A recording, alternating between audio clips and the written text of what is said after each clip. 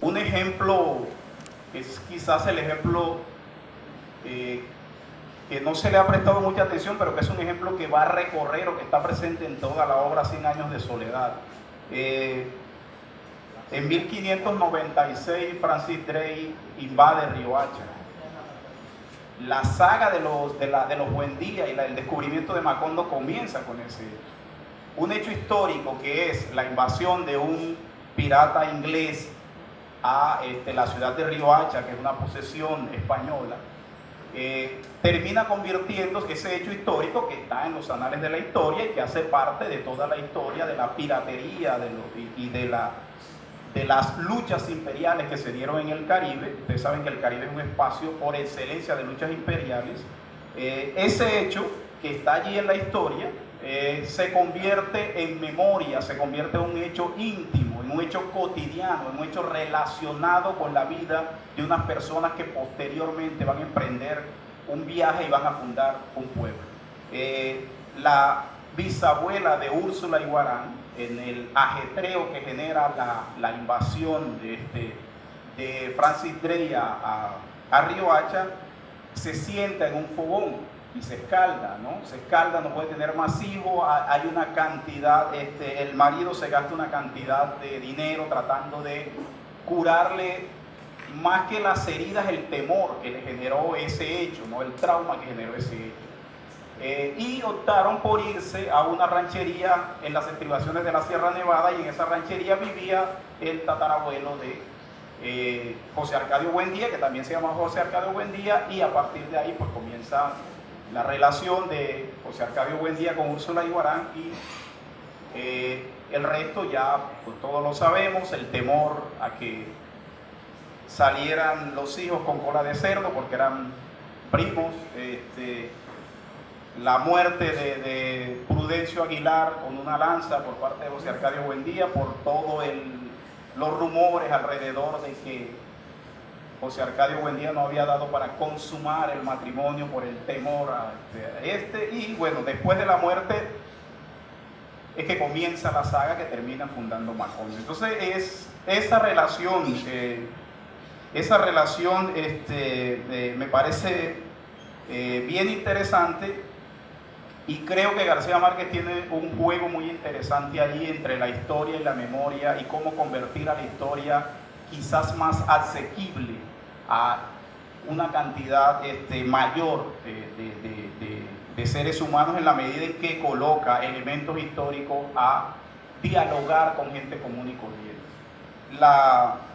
La presencia de Francis Drake es tan fuerte que en el último párrafo de 100 años de soledad está Francis Drake. Cuando Aureliano Babilonia está descifrando los pergaminos de Melquiades,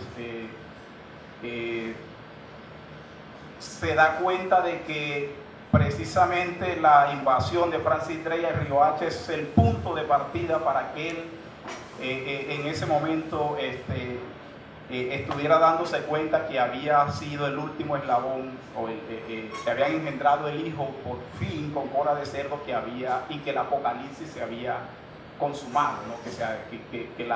Mientras estaba descifrando el mundo de Macondo se iba destruyendo. Entonces es un elemento central, va a estar ahí presente. Las maldiciones era frecuente que Úrsula Iguarán, en los momentos de discusión, de fastidio con José Arcadio Buendía, sobre todo en estos desvaríos de José Arcadio y esas empresas que siempre, esas empresas delirantes que caracterizaban a José Arcadio Buendía, en esas angustias por las empresas de José Arcadio, maldecía siempre la hora en que Francis Drake se tomó a Riohacha y les tocó a su bisabuela salir de allí y terminar fundando el pueblo que fundaron posteriormente. Entonces, la memoria, uno podría ubicar esta discusión alrededor de la memoria, la discusión académica sobre la memoria, a partir de dos hechos centrales. Por un lado, la aparición de la memoria como un referente en el mundo, ¿no? Tiene mucho que ver con el proceso de descolonización que se da en el mundo después de la Segunda Guerra Mundial. las guerras, ¿no? Y la Segunda Guerra Mundial, sobre todo, una de las cosas que pone en discusión es la idea del fracaso, ¿no? Si hemos inventado un sistema republicano, un sistema democrático, un sistema donde podemos, se supone que entendernos entre las naciones, ¿cómo es posible que todavía nos estemos matando, ¿no? Entonces la guerra genera esa necesidad de interrogarse sobre el desastre, pero también por las memorias silenciadas en medio de esas disputas imperiales, de esas disputas por territorio que se están dando. De modo que la descolonización que se inicia después de la Segunda Guerra Mundial, porque una de las discusiones que está en juego es, bueno, el mundo, gran parte de la culpa de las guerras la tiene las luchas por los territorios. Entonces una de las maneras de acabar con esto es tratar de independizar o permitirles descolonizar a los territorios que están colonizados. Eso genera, pues por supuesto, una necesidad de sacar a relucir las memorias silenciadas. Y allí vuelvo a hacer la relación entre historia y memoria. La historia, por supuesto, juega un papel importante, pero la memoria juega un papel más político, mucho más fuerte, por la intimidad que tiene la memoria. Paul Ricoeur, que es uno de los estudiosos más aventajados del tema de la memoria, dice que la memoria se toma como una manera de hacer justicia. Por eso el tema de las víctimas, y nosotros que tenemos una ley de víctimas reciente, ustedes saben que la memoria juega un papel central allí, no solo la historia, sino la memoria, porque la memoria establece, repito, un lazo mucho más cercano, más influyente, y se relaciona la memoria con las maneras o las formas de hacer justicia. Entonces, ese proceso descolonizador que empieza después de 1945, después de la Segunda Guerra Mundial, va a ser un elemento clave para poner en discusión el tema de la memoria.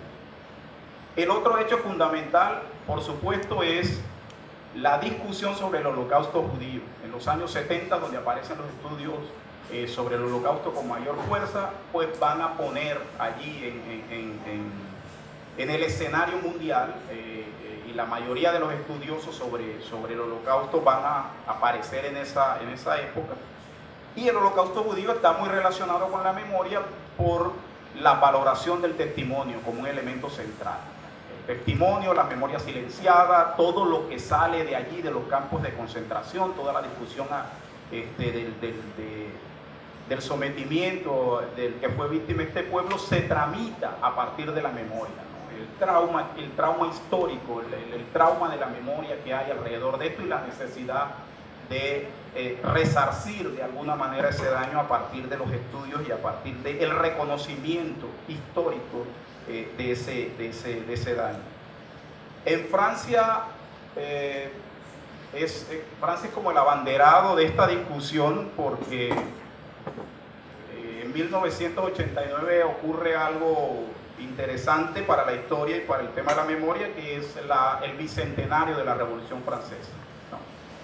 En 1989 se cumplen 200 años de la Revolución, y eso hace también que aparezca un historiador como Pierre Nora y escribe un libro con un grupo de investigadores que se edita en varios tomos, que comienza la investigación en 1984 y acaba en 1994, que se llama Los lugares de la memoria.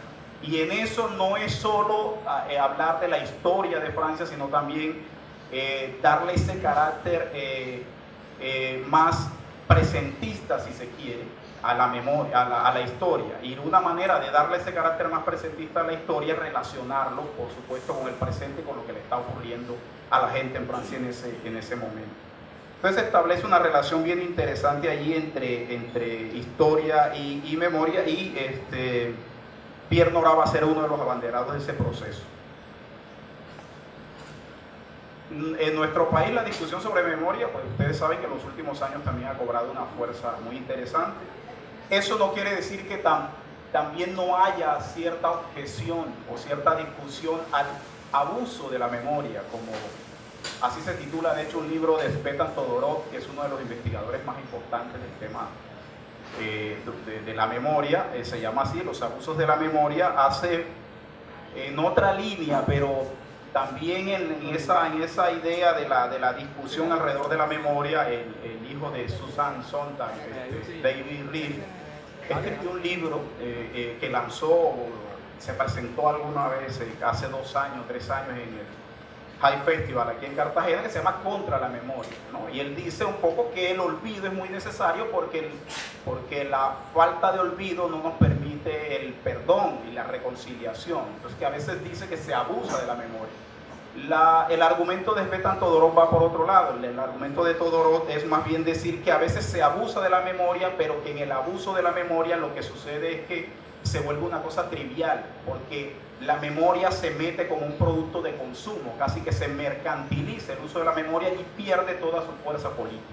Es decir, en la medida en que la memoria se domestica, se condensa, se usa, se abusa de ella, se convierte ya en un objeto de consumo, se frivoliza la memoria. Entonces el dolor pasa a ser como una especie de souvenir, ¿no? Toda la memoria dolorosa de los pueblos termina convirtiéndose en una especie de souvenir.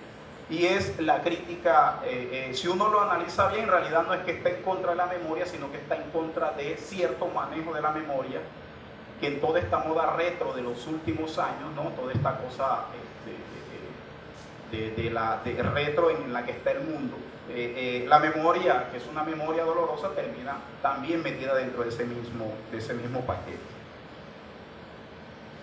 ¿Cómo metemos a García Márquez, digamos, dentro de esto que acabo de decir, de este grupo, ¿no?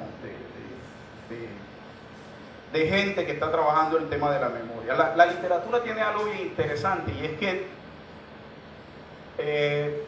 no tiene la intención, porque es una apuesta estética más que académica, no tiene la intención de decirnos verdades. Todo lo contrario, supone que es ficción, pero a veces nos dicen más verdades que los que pretenden hacer investigación para decir verdades. Porque creo que la literatura tiene, como no tiene eso que a veces le falta a la historia, y es el atrevimiento, ¿no? El atrevimiento en el proceso de redacción. El no decir una cosa si no tenemos 10 pies de página que nos justifiquen lo que tenemos que decir. Le permite a la literatura agarrar el espíritu de una época con mucha más fuerza que la historia. A veces leyendo una obra de literatura podemos tener un referente mucho más interesante sobre un espacio, precisamente porque se atreve la historia en esa idea de objetividad, en esa idea de neutralidad, que es falso, porque la objetividad en alerta. Es decir, la idea de objetividad siempre por lo regular tiende a ocultar intereses mezquinos que hay detrás.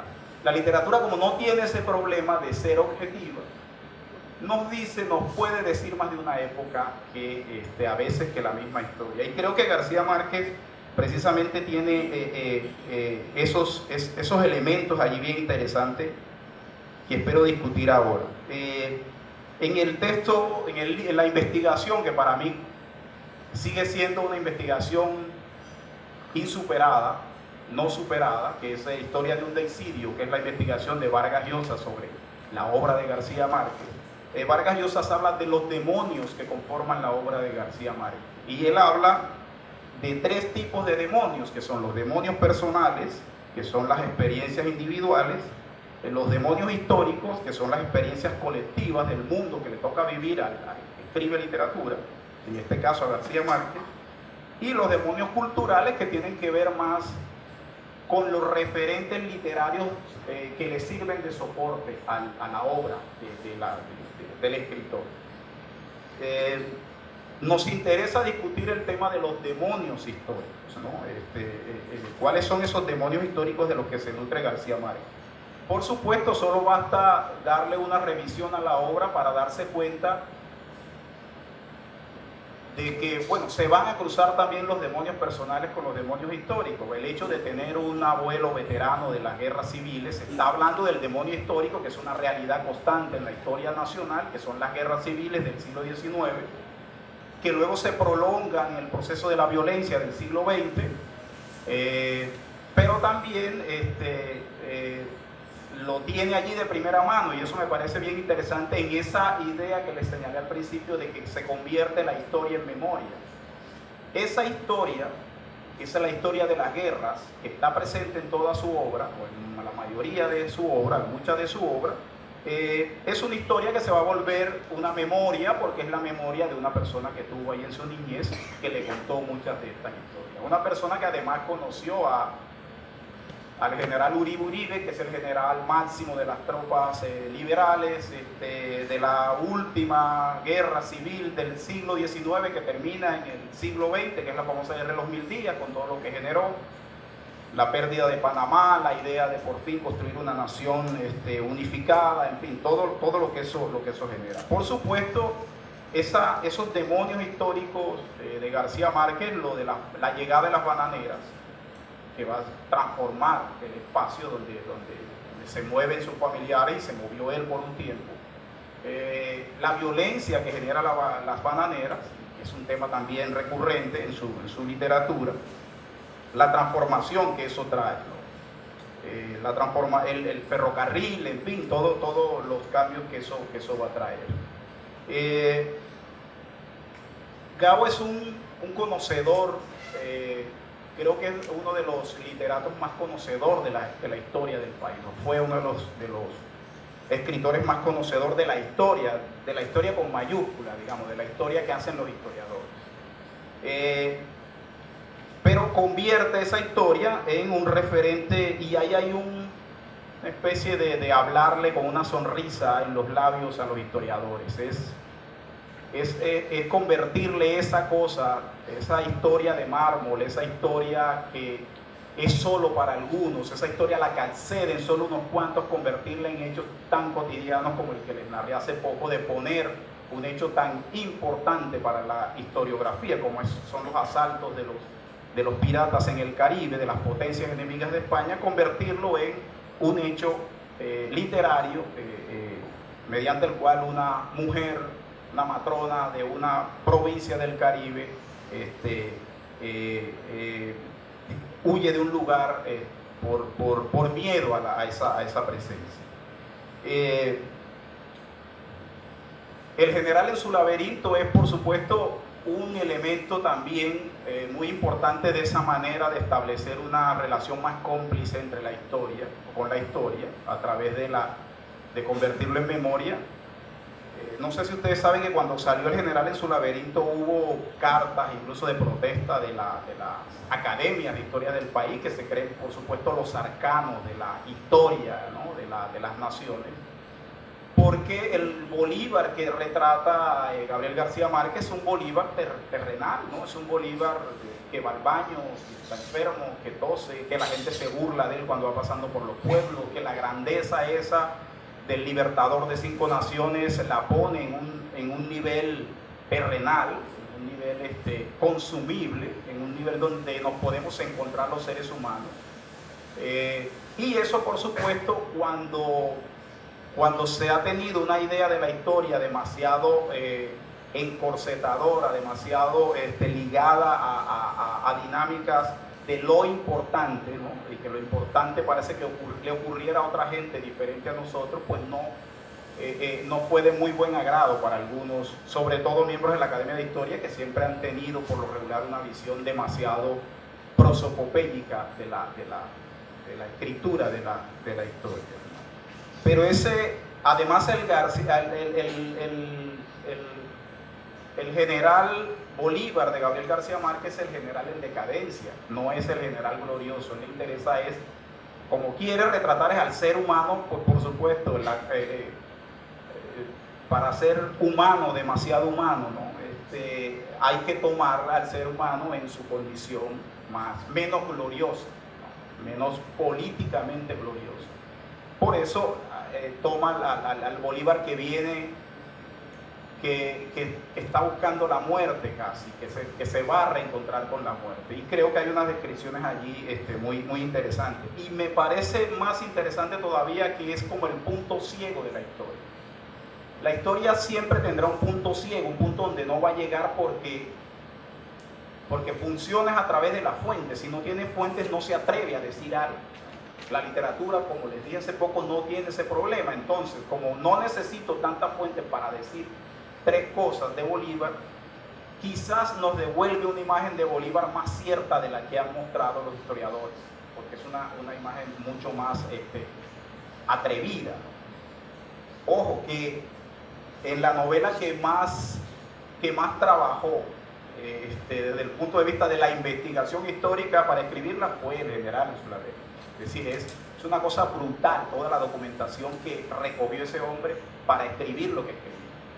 Porque además era obsesionado con el detalle, con el saber si había un eclipse de luna el día que Bolívar, o un eclipse de sol si el día que Bolívar pasó por tal lado, ¿no? Todo ese tipo de detalles los averiguó. Solo que claro, como no tiene las pretensiones de ser un libro de historia,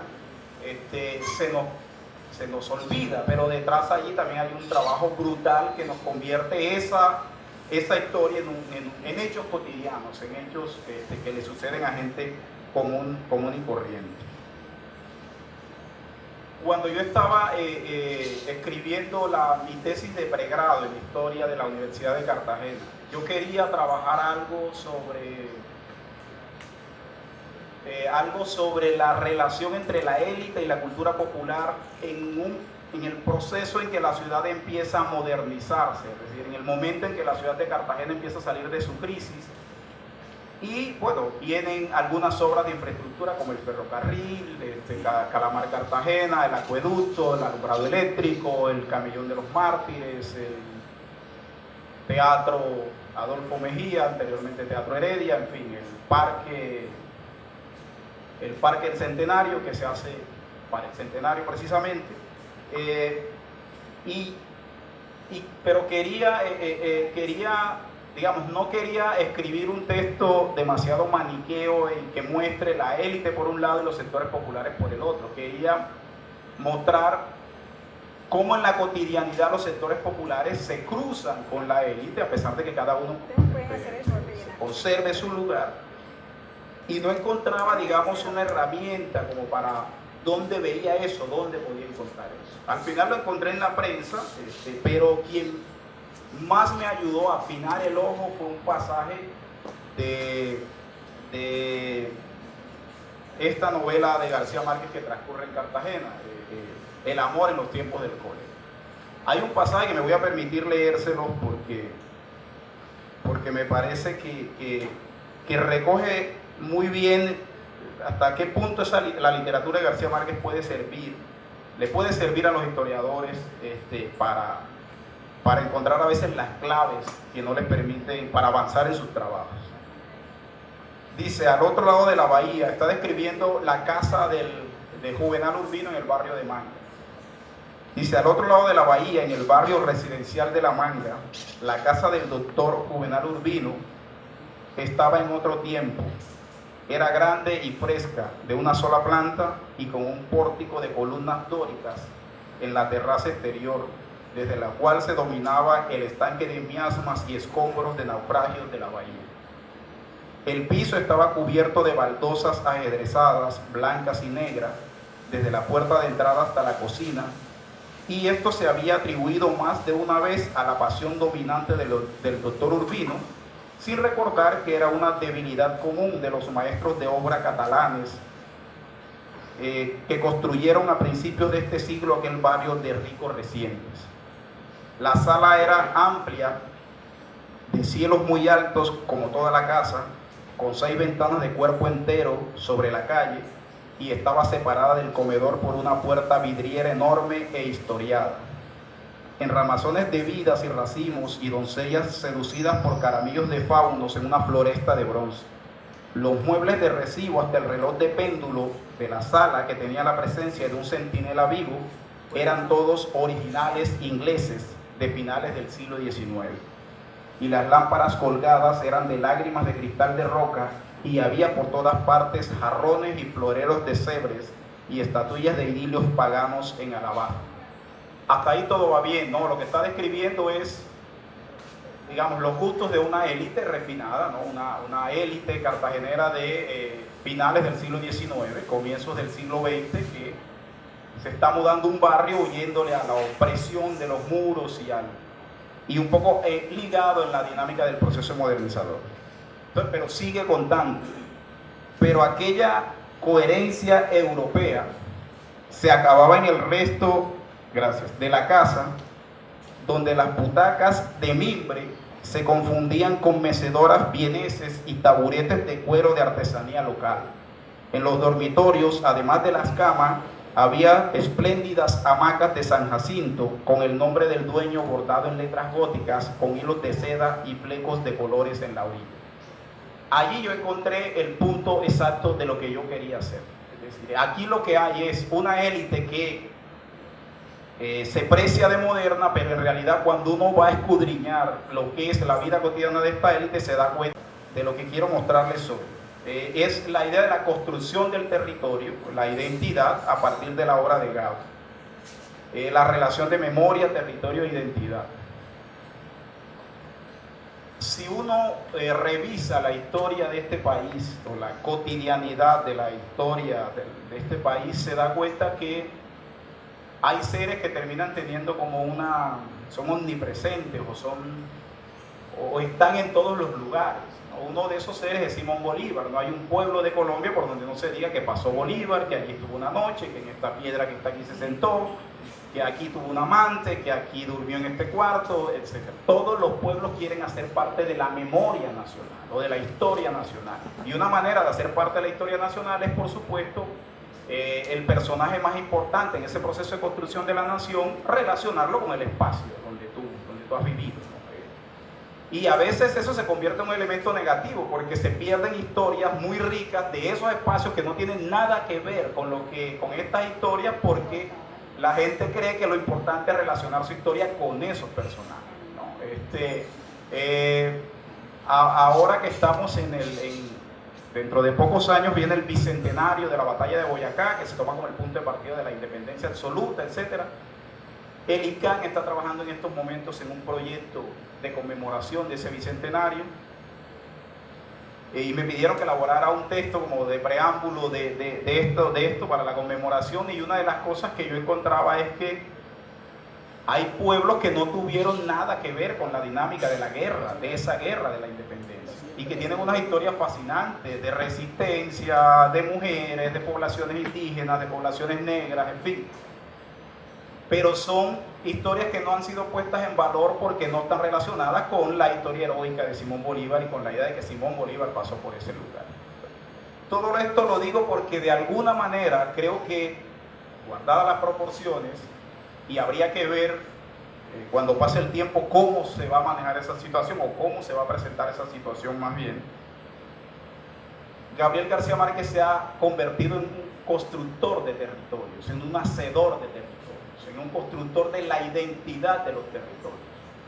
Y eso me parece bien interesante porque Vargas Llosa dice en su texto que el deicida, es decir, el que reemplaza a Dios, el hacedor, ¿no? El hacedor de mundos que se atreve a reemplazar a Dios para construir mundos, cuando el deicida triunfa, una de las maneras en que se ve que el deicida triunfa, o sea, que Gabo triunfa, es esto que les estoy diciendo, la necesidad de los territorios de asociarse a la memoria que construyó García Márquez en su literatura. Entonces, si tú vas a Ciénaga, si vas a La Cataca, si vas a Río Frío o Sevilla, o Zona Bananera, que es un municipio que se creó a partir de la unión de Sevilla, Río Frío y varios pueblos o regimientos de esa zona, todos de alguna manera reclaman la paternidad de algo, la maternidad de algo, ¿no? Aquí, en Sevilla, en Prado, Sevilla, que fue el centro más importante de la magnitud de las casas de la United Fruit Company que hay en Sevilla, en Prado, Sevilla, no hay punto de comparación con lo que hay en Aracataca. Son de una diferencia abismal arquitectónicamente, ¿no? Los que estuvimos haciendo el recorrido, una de las cosas que nos sorprendió precisamente fue eso, porque como Prado, Sevilla está bastante adentro, a veces la gente no lo ve y no tiene idea de. Y los de Prado, Sevilla reclaman que no solo fue la masacre de Ciénaga, sino que allí también hubo masacre. Es decir, ellos quieren entrar dentro de la historia, entrar dentro de esa memoria que se ha ido construyendo. Y es bien interesante porque de alguna manera esa manera de entrar a la historia se da por el éxito literario de Gabriel García Márquez, no por el éxito de la historia nacional, es por el éxito de García Márquez que esta gente quiere entrar a la historia. Entonces, Gabriel García Márquez se convierte en un hacedor de territorios, en un constructor de la identidad de los territorios, en un cartógrafo que está reescribiendo los mapas, que está rehaciendo el mapa físico, el mapa político de Colombia a partir de su literatura y del triunfo de esa literatura. Si el éxito no hubiese tenido un éxito arrollador, todo ese mundo que él construyó en su literatura, seguramente no estuviéramos hablando de eso en estos momentos. Entonces, en esta idea de territorio yo he ubicado, creo que hay, por supuesto, hay más y uno podría sacarle mucho partido a eso si lo estudia en detalle. Pero yo he ubicado dos espacios ambientales fundamentales en la obra de Gabriel García Márquez, sobre todo en 100 años de soledad. Por un lado está la Ciénaga Grande de Santa Marta y por el otro lado está la Sierra Nevada de Santa Marta. Es decir, esos son dos espacios sin los que no se puede entender ese universo que él está construyendo. Es bien interesante porque, y esto lo digo en borrador, pero quizás en algún momento voy a tratar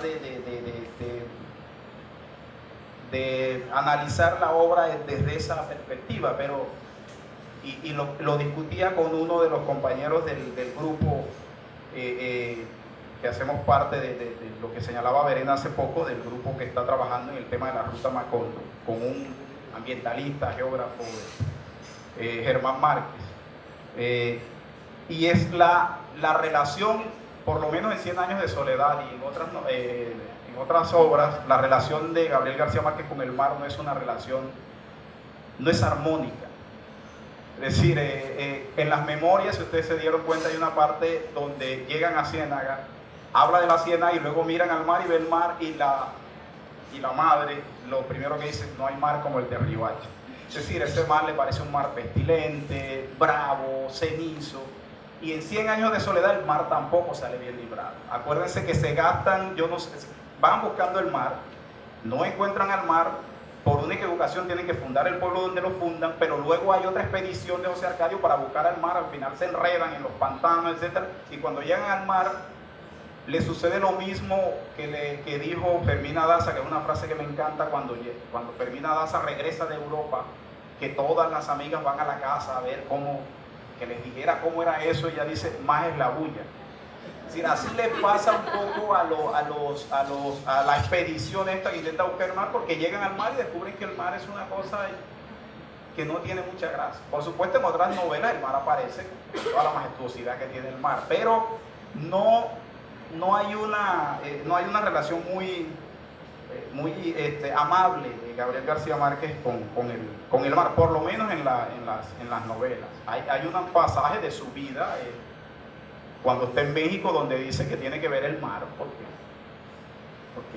es un caribeño, ¿no? Que sin el mar se muere, ¿no? Y terminan llevándolo a Veracruz, ¿no? Que es lo más caribeño, que si algo de caribeño tiene México sería Veracruz, y entonces lo llevan a Veracruz y eso le da allí como cierto motor para seguir escribiendo y para la vida.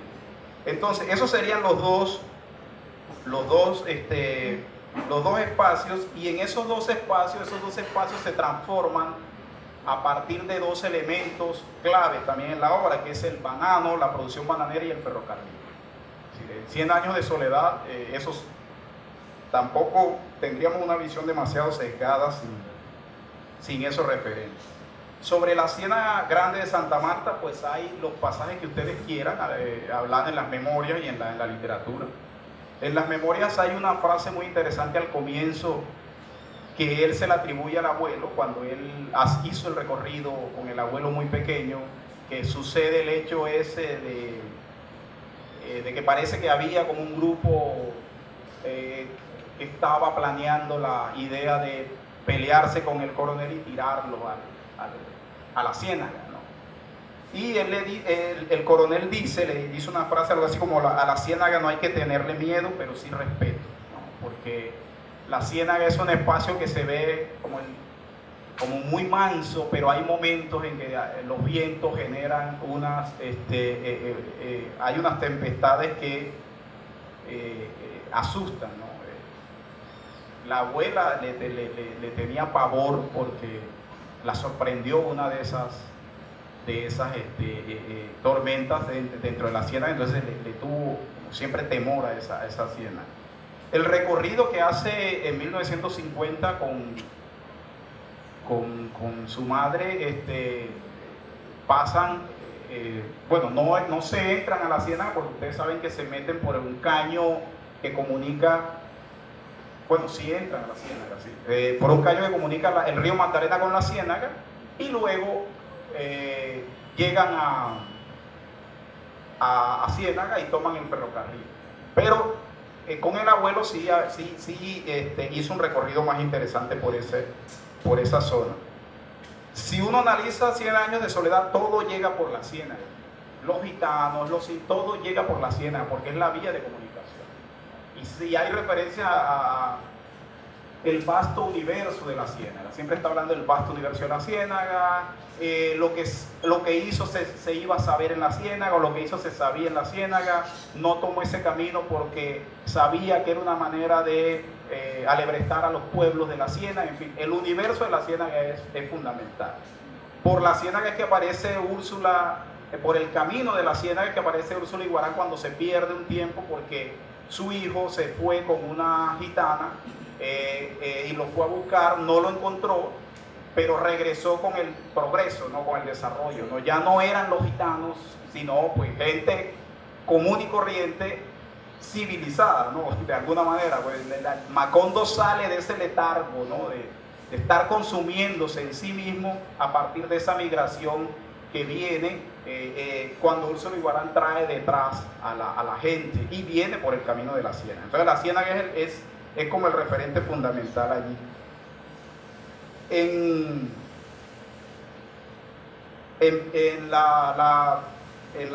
general en su laberinto también hay unas referencias muy importantes a la ciénaga. Bueno, Simón Bolívar prefiere hacer el recorrido a través del mar hacia Santa Marta.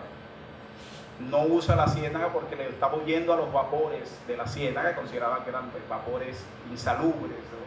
Entonces termina tomando el camino del mar hacia Santa Marta y no usar el camino, no usar la vía de la ciénaga. Y esa ciénaga va a tener una relación muy estrecha con la Sierra Nevada de Santa Marta. Lo primero que ven cuando logran llegar a una de las faldas, cuando vienen del lado de la Guajira y los 21 hombres con sus familias que vienen acompañantes, fundan a Macondo, es ver a la ciénaga desde las estribaciones de la Sierra Nevada. Entonces siempre va a haber una relación allí entre sierra y ciénaga. Y Simón Bolívar tiene visiones de la ciénaga, de la sierra desde la ciénaga. Gabo también habla de la ciénaga, de la sierra, cuando los toma el amanecer, que van de Barranquilla hacia Aracataca, tiene una visión o mira hacia el frente y ve allí los picos nevados de la Sierra Nevada de Santa Marta. Entonces hay una relación muy fuerte allí, y la relación entre historia y memoria también se puede visualizar allí, porque en esa zona de lo que hoy serían los pueblos de la zona bananera, aunque ahora es complicado hablar de zona bananera porque remitiría solo al municipio, cuando siempre dijimos zona bananera era todo, ¿no? Era Aracataca, desde Ciénaga hacia allá hasta los límites con Santa Marta, eso era zona bananera. Pero ahora uno dice zona bananera y entonces algunos creen, sobre todo las nuevas generaciones, que uno se está refiriendo al municipio que se creó relativamente reciente. Pero esa zona bananera no se podía entender sin esos referentes. En esa zona ocurrieron a finales del siglo XVIII las expediciones de Mier y Guerra, que fue uno de los congregadores de pueblo, pacificadores de pueblo, era una zona de indígenas chimilas. La idea era, los indígenas chimilas fueron unos indígenas, como ustedes saben, que le dieron mucha resistencia a la corona española, y esas expediciones, que fueron varias en la segunda mitad del siglo XIX, trataban de controlar a los indígenas chimilas. Y esas expediciones además tenían un objetivo central, y era comunicar a Valledupar y a Valencia de Jesús. Ese pueblecito miserable ahora fue uno de los pueblos más importantes durante el periodo colonial, y el ganado que venía de Valledupar y de Valencia de Jesús, transportarlo por un camino que había que crear, que comunicar ese espacio para traer el ganado a Ciénaga, a la actual Ciénaga, a Santa Marta y a la misma Cartagena de Indias. El camino que hace, el recorrido que hacen, bueno, en la historia real, el que hace la madre de García Márquez, huyéndole cuando el padre la manda a una especie de exilio del amor para que olvide los amores del telegrafista, homeópata, serenatero y mujeriego.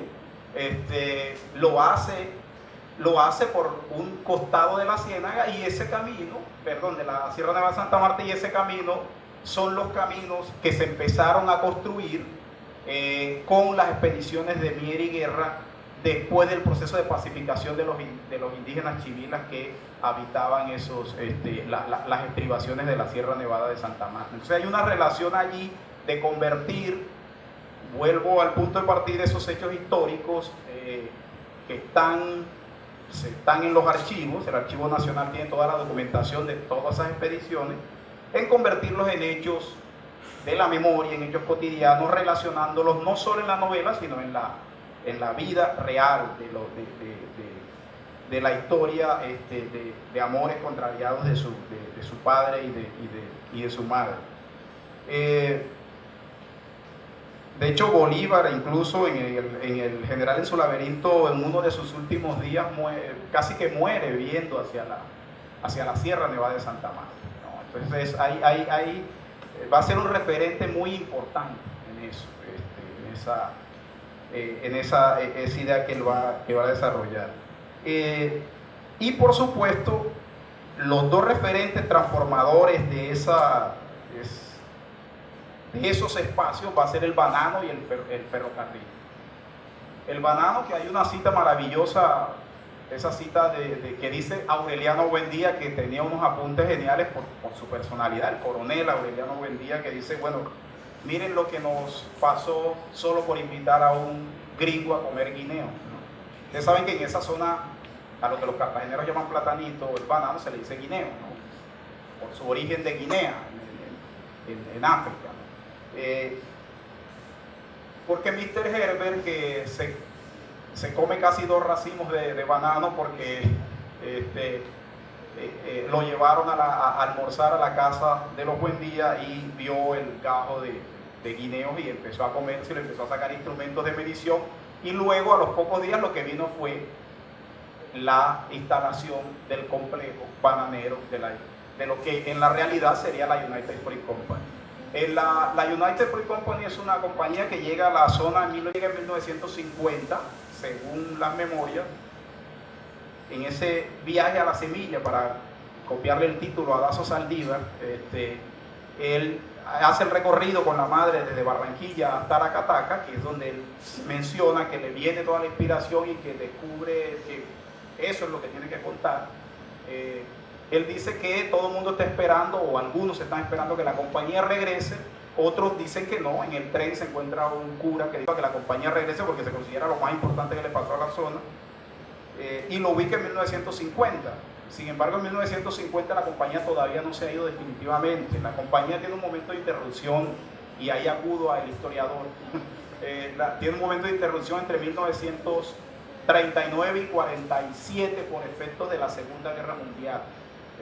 Se suspende el tráfico de banano, y la compañía para la producción, pero luego vuelve en el 47-48, de modo que en el momento en que Gabo hace el recorrido con la madre, la compañía todavía funcionaba, quizás no en la magnitud, porque el episodio de la masacre de las bananeras en 1928 genera allí una ruptura, pero sí seguía funcionando hasta 1961, que se va al Urabá antioqueño, ¿no? La relación entre violencia y banano es bastante fuerte, ¿no? Y creo que eso hay que decirlo. Bueno, el banano que instaura además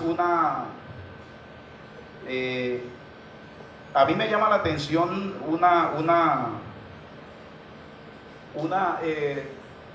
algo que está muy presente, sobre todo en 100 años de soledad, que tiene que ver con el banano. Y es que mientras el banano genera por fuera eso que él llama la hojarasca, ¿no? Esa varaunda de gente de todas las condiciones sociales, las cumbiambas, las peleas, la prostitución, todo lo que genera el banano. Cuando él se está refiriendo a la plantación en sí, es decir, al espacio físico donde funciona la plantación, parece que hubiese una especie de calma, ¿no? una tranquilidad absoluta en ese espacio. Cuidado.